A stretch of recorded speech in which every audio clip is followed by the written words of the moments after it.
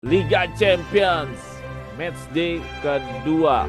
We are the champions. Waduh, ini kalau matchday-nya udah mulai kedua, ketiga, keempat, kelima udah mulai makin deg-degan ya, makin deg-degan apa makin gak jelas. Oke, kali ini gue pengen bicara tentang preview vs Villarreal. Untuk di matchday kedua ini, gue Jeki yang akan membawakan untuk sesi kali ini. Dan bersama teman gue yang pakai sweater hitam dengan siapa? Halo fans suara Juventini, perkenalkan gua Adi Juventini dari Qatar. Yoi dari Qatar. Oke, jadi ini ya nanti hostnya Piala Dunia, hostnya hostnya ronde 3 ronde 4. Ronde 4. Ronde 4. Oke, yang satu lagi dengan siapa? Halo, saya Bustan Juventini dari Saudi lah, Saudi. Dari Saudi. Tapi lu bisa sih dimirip-miripin kayak Saudi sih. Kalau Adi kan nggak mungkin. Wan Bustan, oke. Nah, kita langsung aja ya mengenai Juventus vs Villarreal. Cuman sebelum kita ngomongin apa nih yang akan terjadi di Juventus vs Villarreal, sebelumnya gue ingin mengingatkan dulu bahwa teman-teman yang ingin join bersama kita, mau ngobrol-ngobrol bersama kita, ikut grup WhatsApp kita, dan ikut segala kegiatan kita, kalian boleh join menjadi membership. Nanti bisa seperti Bustan hari ini juga membership Suara Juventini yang ikut ngobrol sama kita dan keseharian kita di grup WhatsApp kita hidup terus 36 jam. Dan selanjutnya juga kita sudah ada QR ya. Lu bisa lihat di ya kalau online ada di pojok bawah kanan tuh dan lu scan dan lu perhatikan itu untuk apa? Ya, betul. Itu untuk donate, untuk mendonasikan ya sedikit rezeki lu ya. Banyak juga alhamdulillah untuk kemajuan channel ini. Oke, thank you kalau bisa kalian memberikan sedikit rezeki kalian di QR-nya kita. Oke, langsung aja deh mengenai Juventus vs Villarreal ya. Siap ya, Bustan ya, Adi ya? Yuk, Matchday kedua nih. Jadi matchday kedua ini memang laga yang penuh istilahnya eh, belum menjadi pertandingan klasik. Kenapa? Karena baru ketemunya sekali. Kalau pertandingan klasik tuh Juve Madrid. Juve siapa yang sering ketemu? Juve siapa sih yang sering-sering ketemu? Benfica. Juve Ben. Emang Benfica ada banyak ketemu. Juve Madrid lah, Juve Dortmund juga tuh termasuk Ya. klasik tuh. Juve apa sih? Nah, kalau untuk Villarreal ini ya belum bisa dibilang klasik. Orang pertemuannya baru sekali. Udah pertemuannya ya maksudnya dua kali home away waktu itu masih grup. Udah pertemuannya baru sekali-sekalinya itu Juve-nya juga belum pernah menang lagi. Sayang banget ketemu Juve-nya di era yang ya waktu itu secara gua riset tahun 2022 ya Juve udah lagi mulai-mulai transisi udah mulai-mulai nggak jelas tuh. Coba kalau ketemunya Juve medio antara 2015 sampai 2019 kalau nggak dihantem itu anjay sombong. Situasi makin menarik nih karena kata Tuttosport persiapan melawan Villarreal ini tentu juga si Locatelli dan si Kops Manners akan menjadi inti katanya karena Thuram bakal mau dicadangkan dulu. Ya, jadi situasinya itu persiapannya. Dan kalau balik lagi mengenai Villarreal, Villarreal ini juga lagi masih ongoing perform di La Liga. Kalau nggak salah dia ada di peringkat 3. Trennya masih positif. Ya, 5 kemenangan dari 7 laga. Juventus juga trennya masih positif. Walaupun gue mengkhawatirkan nih lagi fase stuck ya, macet. Udah mulai draw. Waduh, dia udah mulai mota lagi nih. Ini Tudor kalau dibuka topengnya mota kali nih. Pasti dibuka topeng. Lah mota ini, ya. Jadi dengan Villarreal yang masih seperti itu, jadi apakah Villarreal ini punya gaya main yang seperti apa? Nanti kita bakal bahas. Nah, pertanyaannya gini, kan Juve punya modal belum kalah sebenarnya dan memang situasinya adalah Juve mampu keluar dari hal-hal yang sulit. Misalkan comeback, bahkan comebacknya itu menang gitu kalau lawan Inter, lawan Dortmund comeback, lawan kemarin kan kita lawan Atlanta juga comeback. Nah, dengan modal seperti itu cukup nggak nih bertandang ke Villarreal? Itu pertanyaan pertanda. Dengan mentalitas yang comeback-comeback tapi bukan mentalitas menang sayangnya. Mentalitas comebacknya oke. Terus ya tadi yang gue bilang sebagai pendahuluan, dampaknya gede nggak sih nih kalau nggak ada Turam? Kalau gue pikir harusnya gede ya, tapi nggak tahu kalau teman-teman. Nah, silakan Adi, dua pertanyaan itu untuk pertanyaan di awal adalah modal kita masih belum kalah di Serie A, terus kita punya mentalitas comeback, itu cukup nggak buat away nih ke Villarreal? Kedua adalah dampak dari absennya Thuram. Silakan Adi. Away ya, pertandingan away di UCL. Nanti first away di UCL karena match pertama main home. Kalau kita lihat selama di Serie A, at least kita main away itu 3 kali ya, lawan Genoa, terus Verona. Ya itu baru 2 ya. Berdua. Kita baru 2 kali ya, 2 kali away kalau nggak salah. Dan itu hasilnya kan menang dan seri. Tapi kan tough game ya, dimana Genoa Juve menang kita. harus kerja keras lah. Kita kerja keras, kita lawan Genoa tuh kerja keras. Habis itu juga akhirnya lawan Verona harus pontang-panting untuk biar nggak kalah gitu. Jadi emang partai away ini adalah partai yang paling berat buat Juventus. Pertama karena Tudor ini kan belum punya pakem formasi yang pemain-pemain yang jelas untuk starting 11 karena gonta-ganti terus gitu. Mungkin ada 4 sampai 5 key player yang nggak pernah diganti, tapi selalu ada posisi-posisi yang selalu dirotasi dan itu bikin Juve itu nggak balance di setiap game, apalagi di setiap partai away. Ya kita bisa lihat lah lawan Genoa itu akhirnya kita pakai super sub, ngegolinnya pakai Dusan Vlahovic sama Kostic assist. Tapi lawan Verona itu pergantian pemain dan sub-subnya itu juga membuat Juve itu jadi kelihatan lebih garang doang tapi nggak punya gaung, jadi nggak bisa nyetak gol gitu karena kan akhirnya kita kebobolan tuh 1-1 bahkan hampir kalah gitu lawan Verona. Ya mungkin ada aspek kelelahan itu bisa dimaklumin bagi Juventus yang lain, mungkin lawan Verona itu adalah ya karena kita capek. Tapi untuk match lawan Villarreal ini kan Champions League ya, yang nggak bisa dibilang bahwa Villarreal ini kan tim papan tengah di La Liga. Iya, papan tengah. Dortmund itu peringkat 5 musim lalu peringkat 4 musim lalu di Bundesliga gitu. Sama kayak Juventus musim lalu, tapi bisa ngejutin Juve sampai unggul 4-2. Ini Champions League. Pertandingan nggak mudah gitu. Allegri terkapar 0-3 di Turin waktu di tahun 2022 kita punya Dusan Vlahovic. Ya sama-sama tough game karena sekarang kondisinya emang beda karena dulu kita pelatihnya Allegri, sekarang kita pelatihnya Tudor, terus juga dia juga dulu pelatihnya Unai Emery, sekarang Marcelino Garcia Toral gitu sebagai pelatihnya Villarreal. Ya tentu situasinya udah berbeda, apalagi Gerard Moreno dia nggak absen, jadi emang mentalitas ini dibutuhin, emang kita butuh mentalitas yang besar. Dari hasil Serie A mungkin nunjukin bahwa Juve adalah tim yang belum kalah unbeaten, tapi PR-nya masih banyak gitu. Unbeaten itu seperti apa ya? Mungkin kita nggak kalah, kita menang, posisi bagus, tapi kita nggak menang. Berarti kan banyak PR-nya. Ini bukan berarti kita bisa yakin bahwa datang ke UE ini kita dapat 3 poin, enggak. Tetap akan kita lihat juga apakah Tudor mau main seperti apa di match ini. Karena kita juga masih wait and see. Gitu. Dan kalau soal kehilangan Thuram, gue udah bilang bahwa Juve nggak punya pelapis Thuram. Kita bisa rotasi siapapun pemain tengah, tapi jangan pernah rotasi Thuram. Karena Thuram ini fundamental gitu loh. Sama kayak di lini depan, kalau kita rotasi Yildiz ini berubah lini depan itu.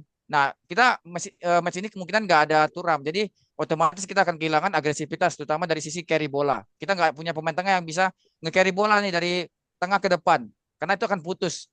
Nah ini akan gimana solusinya? Apakah kita pindahin posisi ke winger untuk main pakai double yang winger yang fullback yang benar-benar kenceng aja menyerang ya, pakai Jomar sama Cambiaso, atau kita rubah gimana nge-tweak formasinya? Ini kan akan jadi satu yang harus dipikirin juga sama Tudor. Ya ini baik lagi kan bahwa karena lu nggak pernah rotasi itu Ram di match-match yang harusnya bisa dirotasi, ya akhirnya kita harus rotasi di match yang seperti ini. Gitu. Ini kan UCL, kita butuh duit. Yang namanya UCL tuh ya buat cari A kan nyari duit gitu. Ya kita butuh menang, tapi lo istirahatin pemain yang fundamental. Ini agak sedikit aneh. Kenapa nggak di rotasi pas lawan tim-tim yang Dia lain? cedera Misalnya kali, dia Atalanta bukan kita rotasi kali, cedera. ya karena efeknya kan lawan Verona kan main bang. Harusnya kan dia bisa istirahatin beberapa match yang harusnya di rotasi di turun, tapi dipaksa terus main gaspol. Akhirnya ya ketika kondisi seperti ini ya kita harus kehilangan Thuram yang menurut gua lucu gitu. Kita butuh malah cedera. Cederanya kenapa? Karena overuse main. Karena kan kita nggak punya pemain pelapis. Karena kita sempat coba pakai McKennie nggak works. Kita pakai Cop Miners juga nggak works. Ya mau nggak mau Thuram tetap main. Nah sekarang kita coba duet baru nih. Nanti kita akan bahas formasi.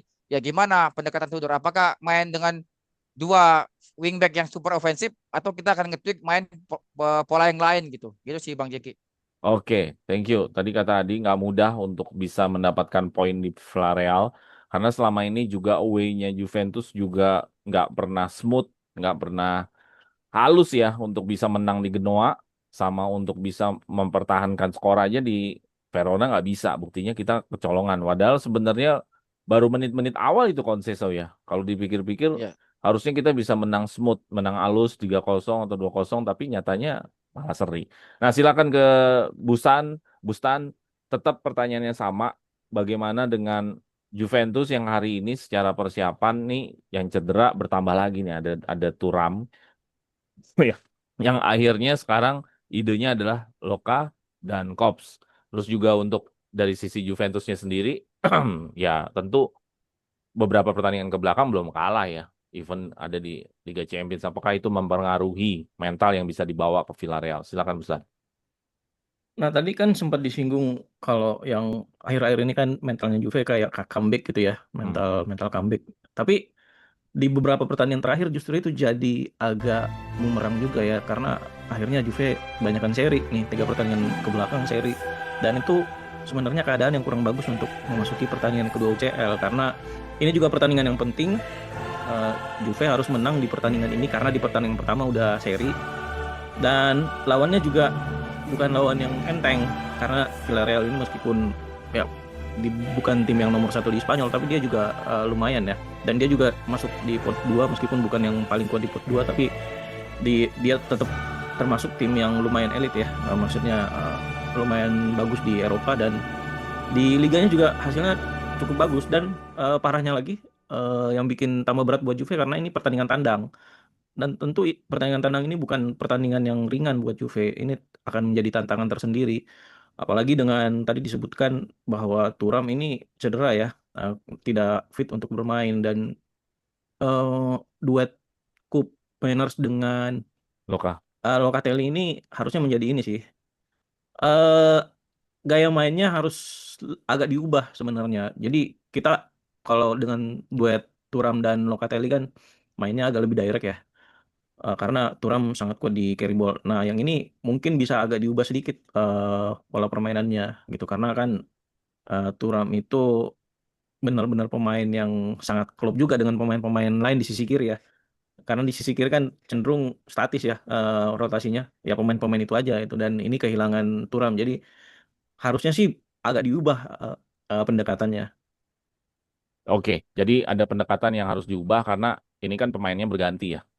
Iya, Gitu terus juga karena karena tipikalnya Thuram sama Koeman kan beda gitu. Jadi harus ada perubahan pendekatan juga. ya karena juga tadi lu sebutkan bahwa berbahayanya mental comeback ini bukan comeback untuk menang. Comeback cuma buat seri doang gitu, comeback cuma buat draw. Ya, jadi ya gue sebenarnya agak ngeri-ngeri sedap, nggak tahu kenapa. Kayaknya klub Spanyol itu masih jadi momok deh buat Juventus deh. Nanti ntar lawan Madrid lagi, ntar lawan Villarreal. Agak-agak ngeri-ngeri gitu. Gue masih lebih pede misalkan lawan tim Inggris, tim Jerman, tim Prancis, atau ya tim Portugal selain Benfica deh misalkan.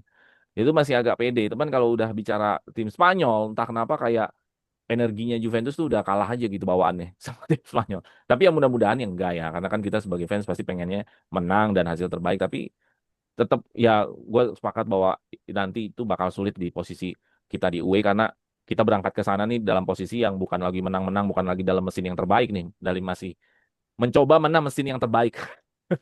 Bukan mesin yang terbaik tapi lagi mencoba nih mesin yang ini kali yang bagus kali ya gitu. Nah, oke, kita ke materi selanjutnya. Materi selanjutnya mungkin lebih agak tentang kelemahan dan kekuatan dari masing-masing tim ya. Kalau dari Villarreal sebenarnya mereka lebih banyak juga berbahaya serangan balik. Mereka juga cukup oke. Terus juga mereka kuat juga nih kalau dalam duel. Artinya pertarungan. Artinya gini, Locatelli, Kopenhagen sih nggak bisa lemes-lemes nih. Ngerinya gampang rebut bolanya. Kayak kemarin kan kita golnya si siapa Sulaiman ya? Golnya siapa? Si Atlanta kan itu hasil kerebut kan.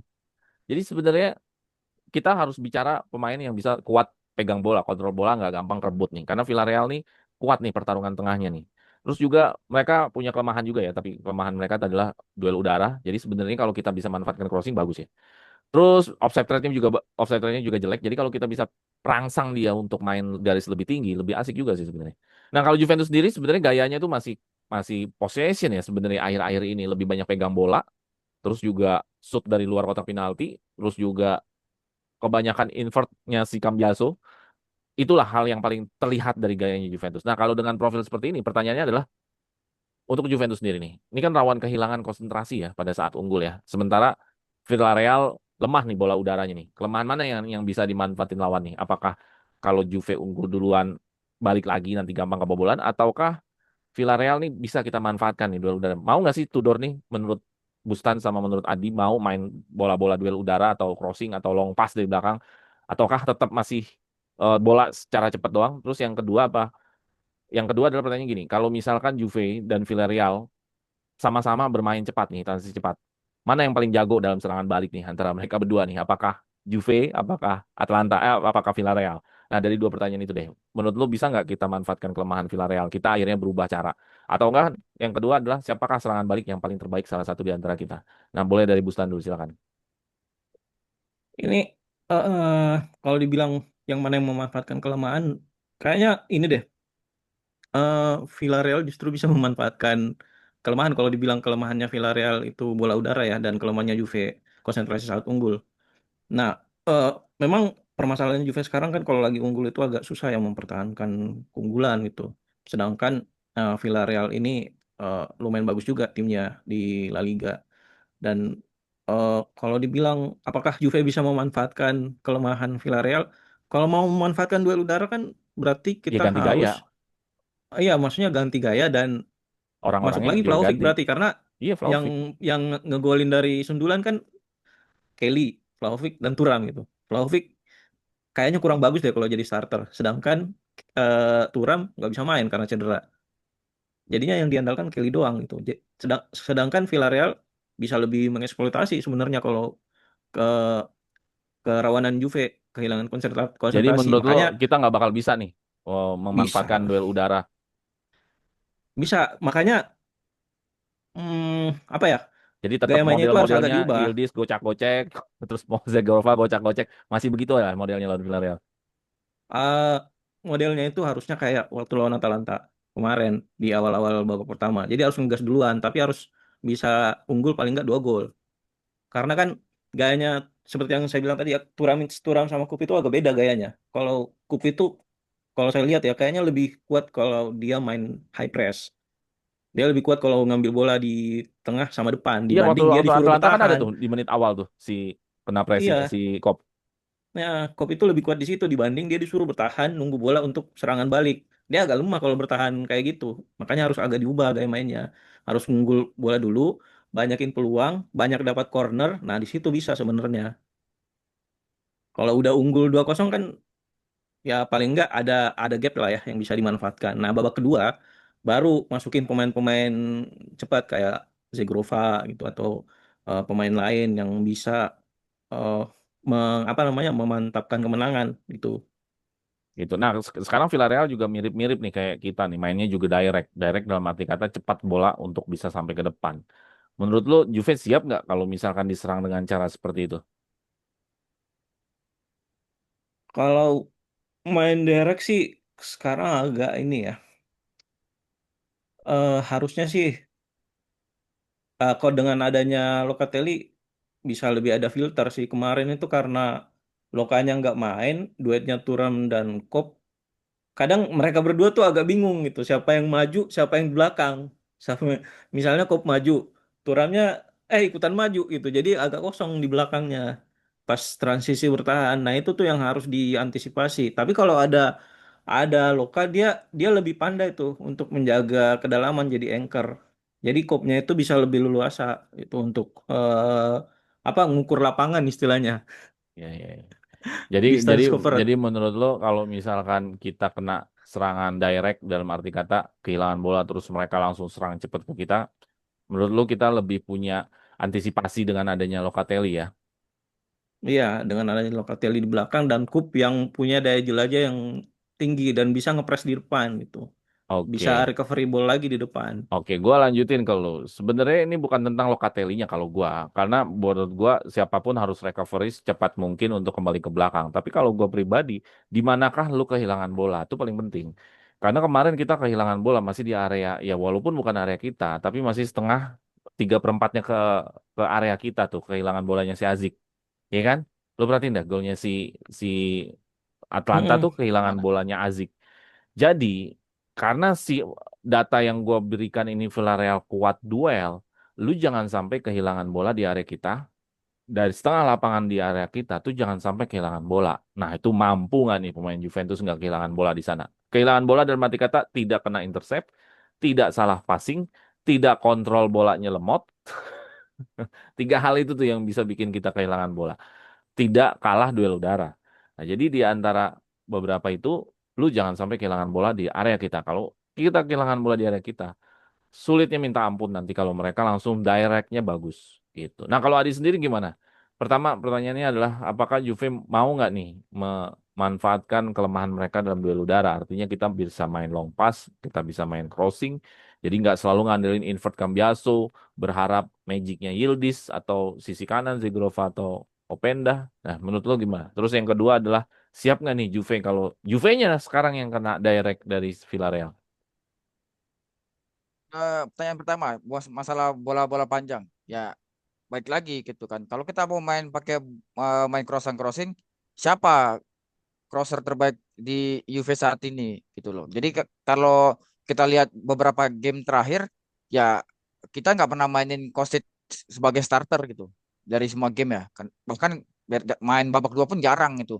Ya salah satu good crosser di Juventus. Apakah Joe Mario Cambiaso punya kemampuan Enggak, itu ya? Joe Mario Bahkan bukan kalau crossing memang.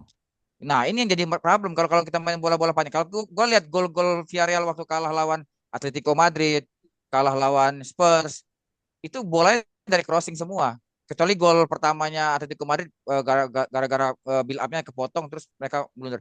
Gol Nico Gonzalez ke gawang Luis Junior ini kipernya sini ini benar-benar gol-golnya Atletico banget itu. Dari kanan Marcos Llorente crossing terus ke tiang jauh itu ada Nico Gonzalez gol. Itu mereka menang duel. Nico Gonzalez bisa menang duel lawan backnya Villarreal.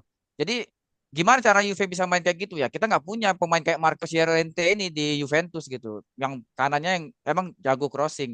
Ya siapapun bisa heading kalau crossingnya jago. Masalahnya Juve nggak punya pemain yang jago crossing selain Kostic.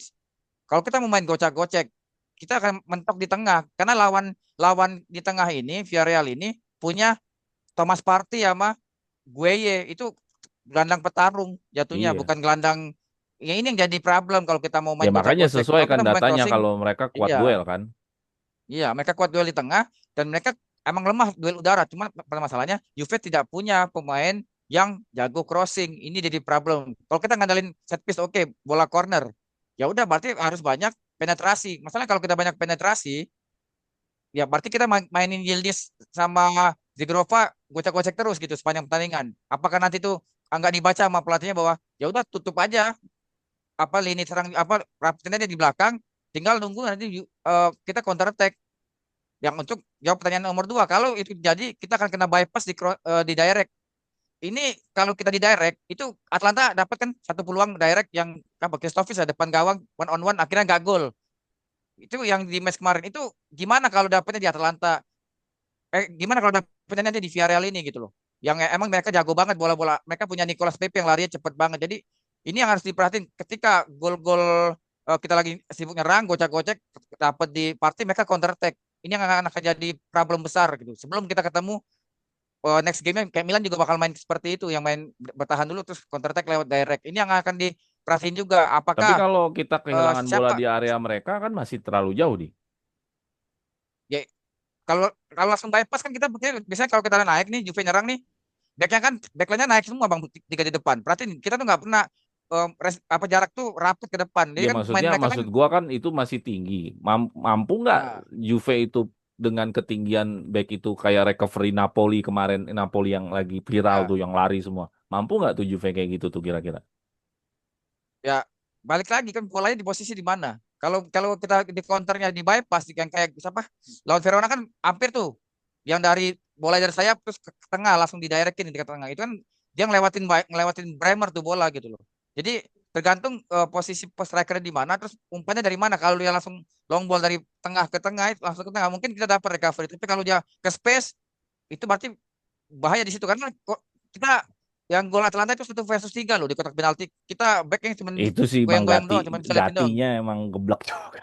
Jadi Kena. itu tadi ya human error dari back itu karena transisinya jelek gitu. Nah, ini yang jadi problem kan kita Juve itu transisinya defense jelek banget. Kalau kita lagi di counter, makanya Juve itu emang enaknya main kayak lawan Inter nunggu counter. Nah, baru kita pemain-pemain itu enak banget mainnya karena minim yang namanya kesalahan error-error human yang tiba-tiba kita defense kena transisi. Ya kalau lawan Inter itu kan banyak kan di depan kotak penalti ya, di shooting dari jauh. Tapi kalau kita kena counter, kita nggak kena counter lawan Inter. Kenapa? Karena kita nunggu dia masuk baru kita counter balik. Nah ini mereka bisa ngelakuin hal yang dilakuin Juventus kayak lawan Inter. Ini yang menurut gua hati-hati bahwa bypass direct ball ini yang mungkin lebih diperhatiin sama Tudor, terutama ya kalau nanti si lini belakang kita Kelly, Bremer, Gatti atau Kalulu ya terlalu ofensif naik karena akan kita pengen naik backnya ofensif tiga itu sisain Bremer pasti sama satu strikernya. Padahal dia mainnya dua striker 4-4-2 pola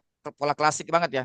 Ini yang akan jadi problem buat apa namanya Tudor kalau sampai bola-bola itu terus dimainin 90 menit itu pasti jebol juga. Allegri kita pernah flashback kita di crossing sama Sevilla berapa kali jebol juga akhirnya Bang.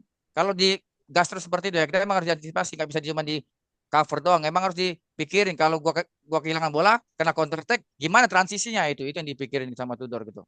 Oke ya, jadi pertanyaan pertama tadi adalah kita gimana nih mau memanfaatin kelemahan Atlanta di udara, sedangkan kita pemainnya aja belum ada nih. Yang jago crossing aja malah nggak pernah dimainin ya sekarang ya, gitu. Kalau menurut gua rasa harus ada satu arahan ke Yildiz, nggak selalu masuk ke area kotak penalti. Yildiz juga harus melakukan crossing juga untuk mengambil peran main bola atas, ngoper ke nanti siapakah striker yang akan digunakan. Karena kalau Yildiz selalu dikasih SOP-nya adalah lu penetrasi, penetrasi, penetrasi, capek juga sih lama-lama dia juga. Ya, jadi dia harus ada di max combine lah antara dia penetrasi sama dia harus menggunakan crossing juga karena kan secara data memang dia kalah duel udara gitu loh. Terus tadi yang mengenai kita kena direct, bagaimana nanti pola transisi recovery-nya itu yang paling penting. Kalau dari gue pribadi jangan sampai kehilangan bola di area kita, itu udah rumus. Kalau sampai terjadi nih kehilangan bola pasti kebobolan. Kalau gua rasa sih pasti kebobolan kita. Pokoknya jangan pernah kehilangan bola dah di tempat kita dah. Kalau kehilangan bola di kotak penaltinya dia masih silakan, masih jauh.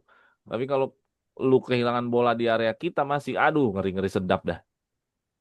Oke, kita lanjut ke materi selanjutnya adalah materi terakhir yaitu adalah, nah, gua nggak tahu nih di game manakah Tudor mau bereksperimen.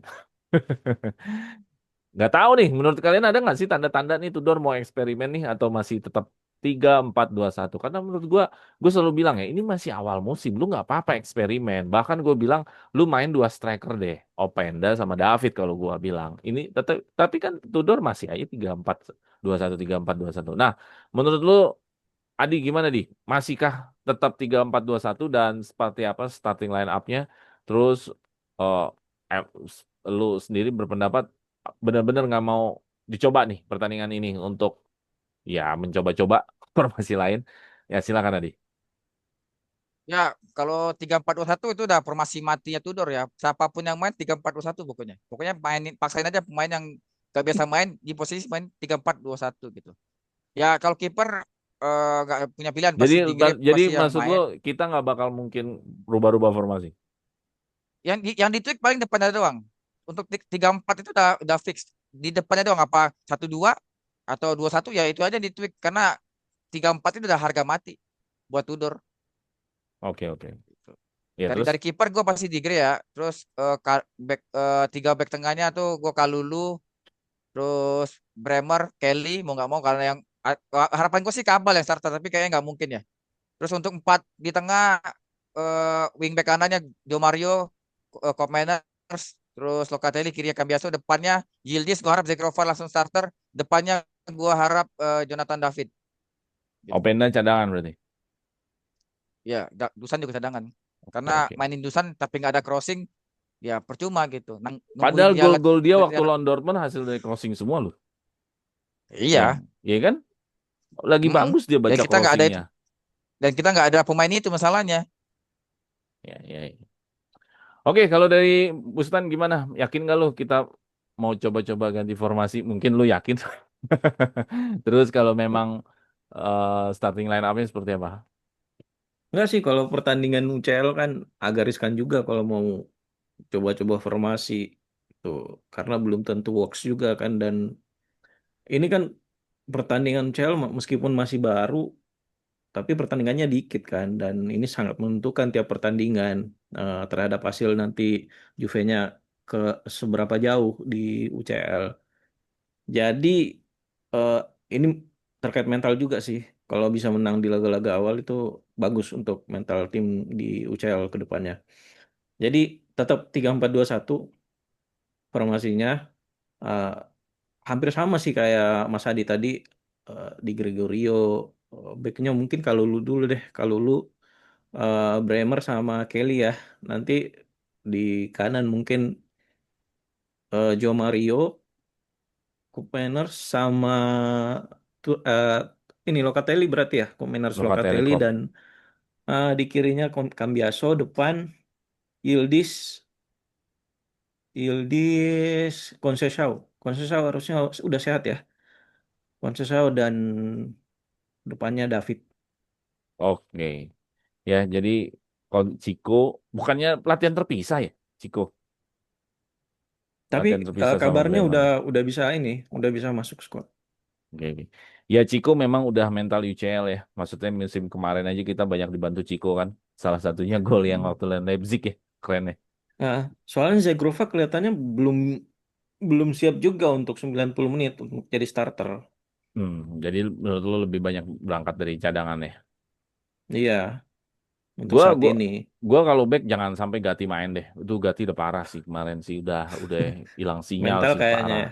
Iya, udah banyak sering Kena, gampang kena mental kayak dilewatin. itu mah. Iya, Udah gampang dilewatin. Gatti pokoknya jangan main lah. Terserah deh mau lo mainin siapa, pokoknya Gatti jangan main. Terus di sisi kanan, gue nggak mau Joe Mario. Kenapa? Joe Mario ini kan terlalu eksplosif ya. Terlalu sering bawa bola, ngerinya kehilangan bola. Udah biarin aja dah Cambiaso satu lagi.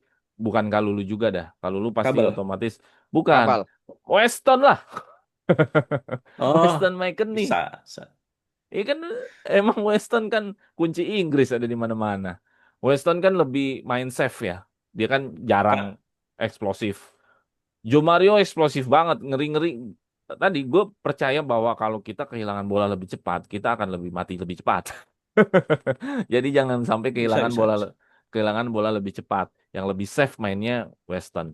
Di depannya gue sangat berharap ada percobaan lah, walaupun tidak merumpah kerangka dua di depan. Karena Openda ini gue yakin dia kalau main main double striker kayak Openda dan Sesko ini kayaknya bisa gitu loh. Oke teman-teman, tadi teman-teman udah memberikan opininya masing-masing mengenai persiapan kita di matchday kedua Champions League ini yang kayaknya semua di sini nadanya nggak ada yang optimis dah. Maksudnya ngeri-ngeri sedap gitu rata-rata ya. Termasuk gue juga ngeri-ngeri sedap gitu. Karena gue dari awal sendiri sudah yakin kalau lawan tim Spanyol ini Juventus nih udah nggak napak tanah. Maksudnya udah nggak bingung gitu loh. Dalam posisinya situasinya bingung antara bisa apa enggak nih gitu loh. Untuk skor akhir jadinya gimana nih kalau situasi kayak gini nih? Draw lagi. Berapa skor akhir nih? Eh ya kalau menang 1-2 lah kalau menang. Berarti kebobolan juga tapi menang. Kebobolan juga ya. Nah kalau Hmm. Ustaz sendiri gimana skor akhir? Menang 1-3. Buset, pede bener dia 1-3. Kalau gua kayaknya alot ya 1-0 dah. Alot 1-0. Kayaknya Dusan nih penyelamatnya kayaknya. Dusan crossing-crossing di bench dari bench 1-0 model-model kayak Genoa-Genoa gitu kan. Sundulan-sundulan Dusan. Mudah-mudahan ya, entah corner, entah crossing. Oke, itu aja ya dari kita. Ya mudah-mudahan kita saksikan aja di sekarang berarti Kamis dini hari ya nanti ya pertandingannya ya, bukan Rabu Iya, dini hari Kamis ya. ini hari. Kamis dini Iya. hari. Kamis, Kamis. Oke, teman-teman jangan lupa share, like, and subscribe. Itu tadi pembicaraan kita tentang preview kita untuk menyiapkan pertandingan lawan Villarreal ya di matchday kedua. Semoga kita dapat 3 poin. Oke, itu aja teman-teman. Jangan lupa share, like, and subscribe. Thank you sekali lagi Adi dan Bustan ya. Sip, Oke, sip. sampai jumpa lagi di video selanjutnya. Vino alla fine, Forza Forza Forza Juve. Juve. Oke.